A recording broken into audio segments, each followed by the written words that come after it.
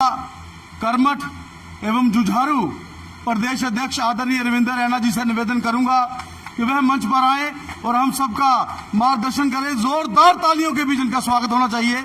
आदरणीय रविंद्र जी,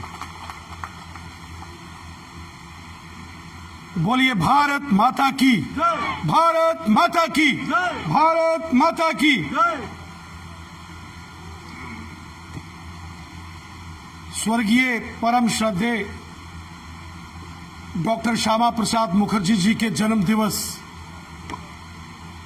के इस पावन दिन 6 जुलाई और भारतीय जनता पार्टी जम्मू कश्मीर के बहुत ही पावन और पवित्र स्थल यह कच्ची छावनी भारतीय जनता पार्टी कार्यालय, जो स्वर्गीय पंडित प्रेमनाथ डोगरा जी का भी स्थल है, आज इस पवित्र स्थल पर पवित्र दिन भारतीय जनता पार्टी जम्मू जिला, जम्मू पश्चिम जिला तथा कश्मीर विस्थापित जिला के 3 कार्यालयों का जो आज यहां उद्घाटन किया गया। नवीनीकरण कार्य से यहां कार्यालय तो चलते थे, लेकिन यहां मॉडर्नाइजेशन इन ऑफिसेस की गई और आज का पवित्र दिन तय किया गया कि आज 6 जुलाई स्वर्गीय डॉक्टर श्यामा प्रसाद मुखर्जी जी के जन्म दिवस के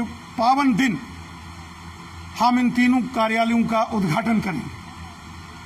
आज के इस कार्यक्रम में हमारे बीच श्रीमान अशोक कौल जी, हमारे पूर्व प्रदेश अध्यक्ष अशोक खजूरिया जी चले गए, जुगल जी किसी काम के लिए जाना था, सत शर्मा जी, कविंद्र गुप्ता जी, हमारे महामंत्री श्रीमान विबोध गुप्ता जी, युद्धवीर सेठी जी, हमारे मेयर, डिप्टी मेयर्स, पार्टी के 3 जिलों के जिलाध्यक्ष मुनीष जी, विनय जी, चांद जी भट्ट और जितने भी हमारे वरिष्ठ सहयोगी साथी कार्यकर्ता बहने भाई आज के इस कार्यक्रम में उपस्थित हैं, आप सबको मेरी तरफ से बहुत बहुत नमस्कार। और इस नवीन कार्य के लिए मैं आप सबको बहुत बधाई देता हूं, विशेषकर जम्मू जिला, जम्मू पश्चिम जिला और कश्मीर विस्थापित जिला। यहां हमने वृक्षारोपण भी किया, प्लांटेशन ड्राइव। हम सब जानते हैं कि श्यामा प्रसाद मुखर्जी जी का बलिदान दिवस 23 जून को होता है और 23 जून से लेकर 6 जुलाई आज तक एक विशेष अभियान हमने प्लांटेशन ड्राइव और स्वच्छ भारत मिशन के तहत पूरे भारतवर्ष के अंदर, पूरे जम्मू कश्मीर के अंदर हमारे पार्टी के हजारों लाखों कार्यकर्ताओं ने दिन रात ये सभी कार्य किए, जो पार्टी के दिशा निर्देश अनुसार हमें आज्ञा हमारे माननीय राष्ट्रीय अध्यक्ष जी ने दी थी। साथियों, कार्यालय जो होता है, ऑफिस, एक बहुत पूजनीय स्थल होता है। किसी भी संगठन, किसी भी ऑर्गेनाइजेशन, किसी भी पार्टी की गतिविधि का मुख्य केंद्र उसका कार्यालय होता है, ऑफिस होता है। और यह कार्यालय का स्थल हम सब जानते हैं, आज से नहीं, ये भारतीय जनसंघ, प्रजा परिषद और भारतीय जनता पार्टी के गठन से लेकर यह स्थान जम्मू कश्मीर भारतीय जनता पार्टी जनसंघ और प्रजा परिषद का केंद्र रहा है। इसलिए जब भी हमें इस पावन स्थल पर आने का अवसर प्राप्त होता है, अपने आप में एक बहुत सुखद अनुभूति होती है। हम सब जानते हैं, रामायण के अंदर चर्चा, वर्णन आता है कि जब भगवान श्री राम जी उड़ीसा के पास पंपा सरोवर में जाने लगे, तो पंपा सरोवर जो कि एक बहुत ऋषि मुनियों की पवित्र भूमि थी, कहते हैं कि पंपा सरोवर के आसपास अगर हिरण भी आते थे या अन्य कोई जंगली जानवर आते थे तो शेर भी आता था उस सरोवर से पानी पीने, लेकिन हिंसक प्राणी भी उस पंपा सरोवर के पास आकर अहिंसक हो जाता था। वो हिंसा त्याग देता था, क्योंकि उस पंपा सरोवर का वो तपोबल था। जिस स्थान पर पूजा, शक्ति, यज्ञ, हवन, दान, तप इत्यादि होते हैं, उस जगहों पर देवताओं का वास होता है। और इसी प्रकार हमारे लिए ये स्थल भी एक किसी बहुत बड़े तीर्थ स्थान से कम नहीं है। भारतीय जनता पार्टी के कार्यकर्ताओं को जब इस स्थल के बारे में, इस कच्ची छावनी भारतीय जनता पार्टी के स्थान का अगर चर्चा होता है, तो मुझे याद है मन में बहुत सुखद अनुभूति होती है। क्योंकि यह वो स्थान है, यहां से हमेशा आंदोलन हुए, यह वो स्थान है, यहां से प्रचंड राष्ट्रभक्ति की भावनाएं असंख्य कार्यकर्ताओं के अंदर भरी गई और असंख्य भारतीय जनता पार्टी के कार्यकर्ताओं ने, जनसंघ प्रजा परिषद के कार्यकर्ताओं ने राष्ट्र निर्माण के कार्य में अपने जीवन की आहुतियां दी। यह हमारे लिए बहुत पूजनीय स्थल है, यह हमारे लिए तीर्थ स्थान है, तीर्थ स्थान। जैसे मथुरा, काशी, वृंदावन, हरिद्वार जैसे पवित्र स्थानों पर जाकर व्यक्ति सुखद अनुभव करता है, भारतीय जनता पार्टी का प्रत्येक कार्यकर्ता, प्रत्येक स्वयंसेवक इस स्थान पर आकर बहुत सुखद अनुभव करता है। कार्यालय हमारे लिए बहुत पूजनीय स्थल होता है, मंदिर के समान होता है, वो हमारी पार्टी की गतिविधि का केंद्र होता है।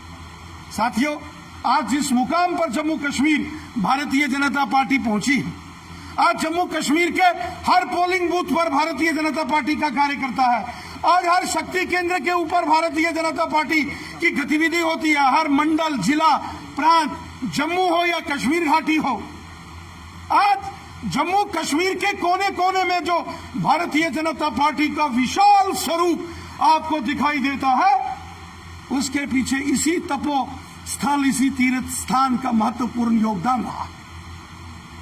इसलिए जब भी हम इस स्थान पर आते हैं, दोनों हाथ जोड़ के नमन करते हैं, वंदना करते हैं।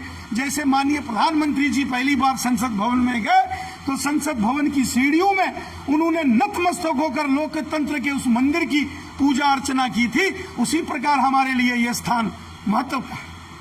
साथियों, आज 6 जुलाई का दिवस है और हम सब जानते हैं कि आज ही के दिन डॉक्टर श्यामा प्रसाद मुखर्जी जी का जन्म दिवस हुआ।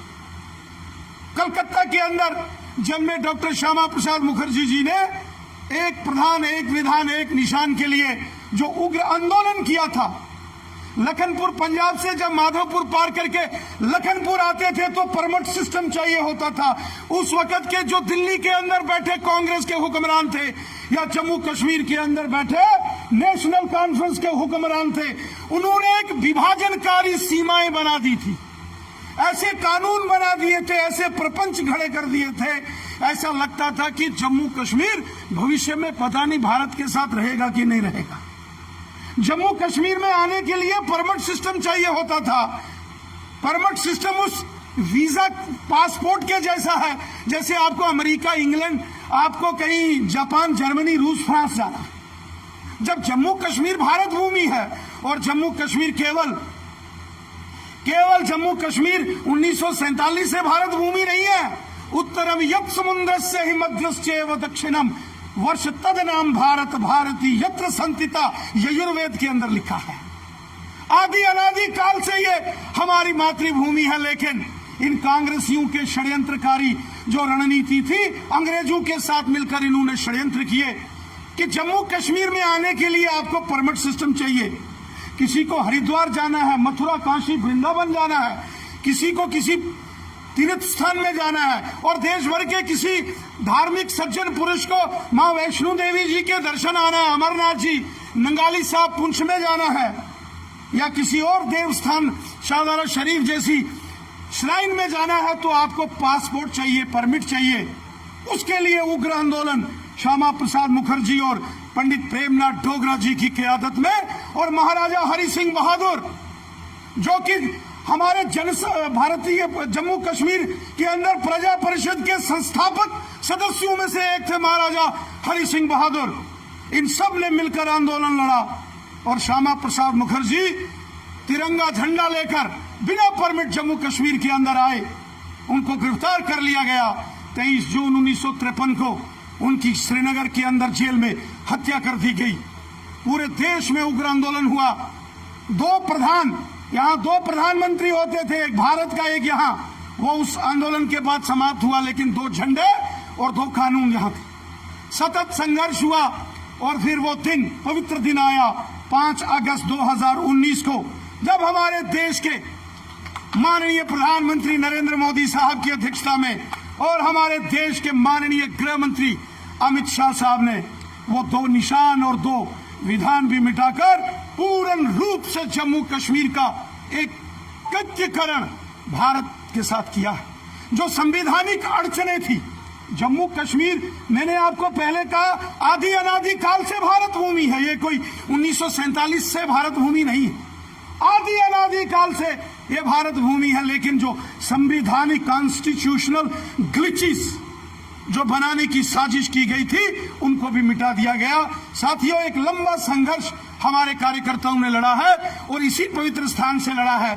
आज पुनः हम अपने उन बलिदानियों को, उनके शौर्य को, अदम्य साहस और बलिदान को हम स्मरण करते हुए हम ये संकल्प लेते हैं कि आने वाले दिनों में, अभी हमारा कार्य पूरा नहीं हुआ है, अभी वो मां शारदा जो अभी भी दुश्मन के कब्जे में है, मां शारदा मुजफ्फराबाद, वो हमारा शारदा पीठ, वो हमारा पाकिस्तान के कब्जे वाला क्षेत्र मुजफ्फराबाद, मीरपुर, कोटली, भिम्बर बाग, पलंदरी, देवा, बटाला, नीलम वैली, सुदनौती, ये हमारे क्षेत्र हैं। गिलगित बल्टिस्तान, ये क्षेत्र वापिस हमने लेने हैं और तिरंगा झंडा वो शान से हमने फहराना है। जैसे श्यामा प्रसाद मुखर्जी जी ने संकल्प लिया है, या तो मैं ये परमिट सिस्टम समाप्त कर दूंगा और नहीं तो बलिदान दे दूंगा, इस प्रकार का संकल्प प्रत्येक भारतीय जनता पार्टी के कार्यकर्ता को लेकर आगे की उस भूमिका और उस रणनीति के लिए कार्य करना है। मैं एक बार फिर आप सभी कार्यकर्ताओं को, हमारे तीनों जिला, जम्मू जिला, जम्मू पश्चिम जिला और कश्मीर विस्थापित जिला के अपने सभी कार्यकर्ता भाई बहनों, नौजवानों को आज के इस, उनके लिए जो कार्यालय की यहाँ बहुत सुंदर व्यवस्था की गई है, मैं इस सब की आपको बधाई देता हूँ। जिन जिन ने भी इस कार्यालय के निर्माण में दिन रात अपना सहयोग और योगदान दिया है, मैं उनका भी हृदय से धन्यवाद करता हूँ। जय हिंद, जय भारत।